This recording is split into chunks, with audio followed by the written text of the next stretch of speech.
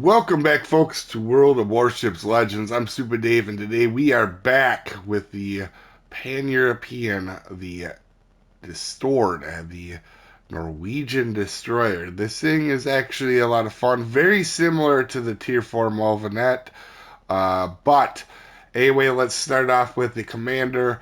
It is Jersey Swirsky. Now, you guys, there's a million ways to play ships, okay? I have a tendency, as you guys have seen in my other destroyer videos, I play more of a get rid of the other destroyers, in cap control and spot for teammates. I'm not worried about doing a bunch of damage, although these ships are really good at that if you want to. I've already seen some of the potential that I could do with these if I just turned it basically into a light cruiser. But with that being said, this is the way I generally play, and I would recommend it for players that are needing to watch a guide. Okay, so I do not damage hunt in destroyers, if that makes sense. So for our build, we are using Jersey Swirsky and Densai Chan to help with detectability and torpedoes. I know that's a lot of detectability, but as always, I talk about this. Detectability is king for me in destroyers. We're using observant range. Look at me now. Perceptive. Again, you could use twist and track here if you wanted to get the turrets to turn a little bit quicker. They do turn a little slow. Not ridiculously slow, but they do a little bit. Smoke on the water. And for now, because later on in the line we'll go to Fox Flare, and Unstoppable is our legendary perk. The big reason for this, too, if you're newer to the game, is when your engine gets disabled or your rudder, this still will not completely incapacitate you where you're sitting dead in the water. That is one of the worst things to have happen to you, and I always recommend taking that one. That being said, you can see we're not fully upgraded, but I played already enough in this to feel pretty good. And for our turret traverse, in our first slot, you could take Disper Aiming Systems Mod 1. I did try that, but I needed the guns to turn a little bit quicker. And for our second mod, uh, steering gears, because we do not have propulsion mod on this line, which makes sense. They do feel like, I did say in the last ship, I did feel like it doesn't accelerate super great. And for your upgrades, I can tell you already haven't played this. The way you're going to want to take them is actually in this order. You're going to want to get that firing range increase up, and the hull, and then the reload. Why would I have the reload a little bit lower? Because in this ship, the reload's already pretty good. This will definitely help. Don't get me wrong. But the fires, if you're not targeting the destroyer, is your main source of damage. Although these guns, I have put some kick to them. Again, you do have two decent smokes, and you can two engine boosts. These are not very good. This is going to be up to play style. I know everybody rips on defensive AA, but honestly, 5% speed isn't all that amazing either. So that's up to you. I go with the engine boost. That's just me. For specs, remember we're not upgraded. This is 12.5 health when it's done, and which is a pretty average, nothing special there. And the guns again are their 4 120s and 9.5. They will go out to 10.4 after upgraded, and the reload will go down to 4.3. So very solid guns. These have quarter HE pen. So again, 30 millimeters is what you can pen. And honestly, as long as you're not aiming at a belt line, you're going to be able to get pens in this thing. It's really a lot of fun to use. Torpedoes, they do get a little bit better at this tier. You get 8 of them at 7,700. They're pretty quick, and they don't have terrible range, to be honest. They're not. These aren't good torps, but they're much better than the tier 4. I think that's the biggest difference between the two ships. Is very much like Manav, moving at, but with better torps. AA, you don't have any. Maneuverability, again, not too bad in this outside of stopping and starting. and detectability is 5 too. So one other thing about this ship too that I want to talk about, detectability is up half a kilometer from the tier 4. It is a bigger ship, and I will show that to you. Now, you can see 3 battles played. I cannot wait to continue playing this ship to get it to tier 6, obviously. This is going to be a lot of fun. Now, you got to be careful. This win rate it's only 3 matches, but I would say it'd be in 60 to 65 normally. Or even higher, because this ship can carry a team if you allow it to.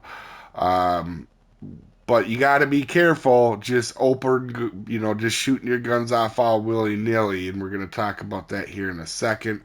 Armor, right here, there isn't much. It's a destroyer. Also, this thing is very tall, right? So if we go compare it to another destroyer, you can see there is a whole lot more up out of the water out of this ship. And you got to be a little bit careful with that because it makes your ship an easier ship to target. As you can see, it is bigger than an average destroyer, and I did notice that right away because I tried a game where I got a little bit more aggressive than what I should, and I definitely paid for it very quickly. So you got to be a little bit careful with this ship. As we start the match, it's disclaimer time. This is a beginner's video meant to help people new to the ship or new to the game. This is not meant for professional gamers that know everything there is to know about everything in the universe. There are multiple ways to play and build this ship, and I am an above average player, not the world's best. I make mistakes. You may see one in this match. You didn't come here for pronunciations. I'm as good as anybody at slaughtering beautiful languages all the time. With that out of the way, we are on Tears of the Desert, and we are the only destroyer for our team, and that makes a little bit difference of how we play. We're going to play smarter and more conservatively, and this is going to be a good showcase to kind of counter what I showed you guys in the Mulvanet video. This is going to be another aspect of these lines. So you're going to see I'm in the middle, and I'm doing whatever I can just to get out to the middle and spot everybody as quick as I can to give my teammates the first shot, which can be super significant. At the same time, I'm letting them know where the destroyer is. That does 2 things. It gives my teammates confidence in me that I probably, if there's good players on here, they know, oh, he knows where the other destroyer is. And also it lets them be just kind of ready if we need to go ahead and attack. So we seem like we're going to beat this guy to the cap. So we're going to head in. We see Rattlehead pushing up, which is a tough thing to do in that ship, so I let people know he's the biggest threat to me right now. I'm not really scared of another destroyer. I'm more scared of a cruiser that could DPM me into the ground, and that's exactly what an Omaha could do with the right player in it. And you can see Renown is pushing himself up pretty good, so we're going to lay out some torps. Because he's getting a little aggressive, we're going to put some behind and in front of the white line.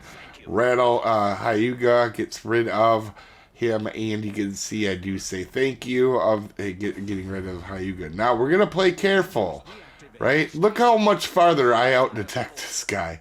Normally it's not by this much, but you can see out-detecting this guy is going to be huge. Why do I not start shooting here? There's a battleship, a cruiser that can absolutely wreck me. You want to make sure you can absolutely win the fight and not lose all your health for no reason, right? Now I see other people shooting. We get the Renown with our torps. And now Gokast is behind the island, and I'm feeling pretty good. I'm going to help get rid of this guy now. And you're going to see here, with our teammates up, we waited to make sure we could win the fight. That's a big thing with destroyer play.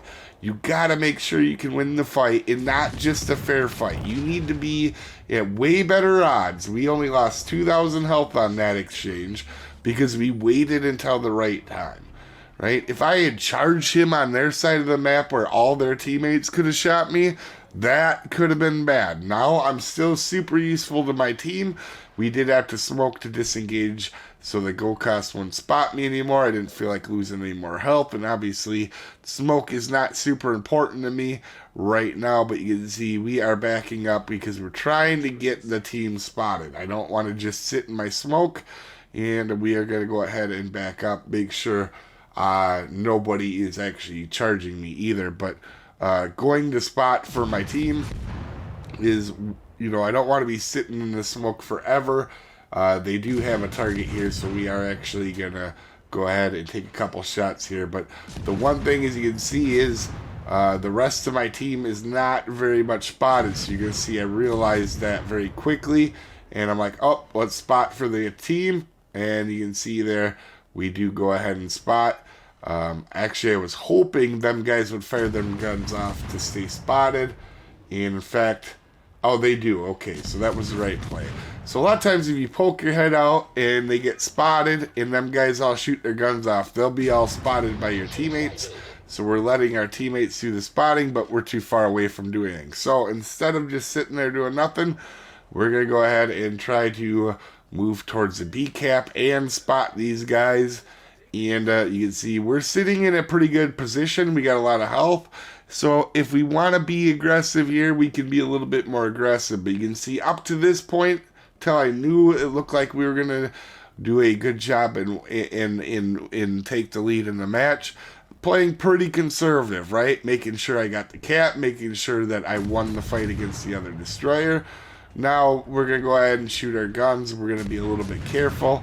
Also, right now, I'm moving up. I'm not really scared at this point because I'm so far away from people. But you can see, there we go. I start changing my speed a little bit. I start, a lot of times you'll see me turn and stop and change speeds. And you can see I'm doing it right now just to make it tough for somebody to hit me. Also, I'm making myself real skinny for the furry tackle as well, so it's not super easy to get rid of me. Again, not taking really any damage and being pretty smart. Now, we did get a fire on him, and they did, in fact, damage con it. But we're helping our teammates out. We're still spotting. And we got a damage con on that West Virginia, so if somebody wants to light him up, they're more than welcome to. You know what I mean? We make it easy for our teammates. So I would definitely... This game was a good showcase of how to play when you're by yourself, when you're the only destroyer. You cannot throw your ship away if you're the only destroyer. You can do it anyway, but really can't when you're the only destroyer. As you can see, I'm just trying to see where these guys are going, keep them spotted. And they are heading to the back corner of the map, which I can't blame them. They all lost their side, but ooh, that's a Hyuga shooting HE. Alright, so we're going to continue to push up. And now at this point, I was like, I'm just going to get up along them, keep them spotted. And I am, you're going to see here, I'm not shooting my guns off all willy-nilly. I probably couldn't survive, but at the same time, I don't want to be the reason we have a turnaround in a game and lose, especially with that Hyuga shooting HE. That would be a very dumb move on my part to start shooting. See, West Virginia gets the fire. Now, I don't get damage there or points, but I did have that I did create the damage con for that fire to be a permanent fire on that West Virginia. So there's ways to help teammates without having a ton of points or damage, you know what I mean? Little things like that definitely help. We notice Hyuga is driving now more in a straight line, and we are going to go ahead and torp him. Now you can see I'm waiting on my timer. Also, I can see Hyuga is starting to turn out slightly. You can see it a little bit on the map. And I'm going to shoot my guns to steer them back into my torps. I do this a lot, actually, as a destroyer. We're going to go, you're going to see I just take a couple shots. You can see he start to slowly turn back in, and he's going to eat every one of them torps. We only needed 3 to kill him, but you can see every torp was on but 1. Looked like only 1 went by him. So pretty solid there. I do that a lot, actually, steering people into my torps by shooting. if I think the torps are going to miss. Now here, I thought our battleship at the A-cap was going to be able to spot for the furry taco. He doesn't, so I just come out of my smoke here and just start spotting for my team again. No reason to sit in my smoke. My teammates can do all the damage they want. I just care about helping our team win. So I don't care what my damage number is, especially the destroyer. Sometimes the damage number isn't representative of how well you helped your team. As you can see, with only 43,000 damage, we are top of the leaderboard. Really, really helping our team win. Anyway, you guys have a wonderful day, and I'll see you next time, folks. Have a good one.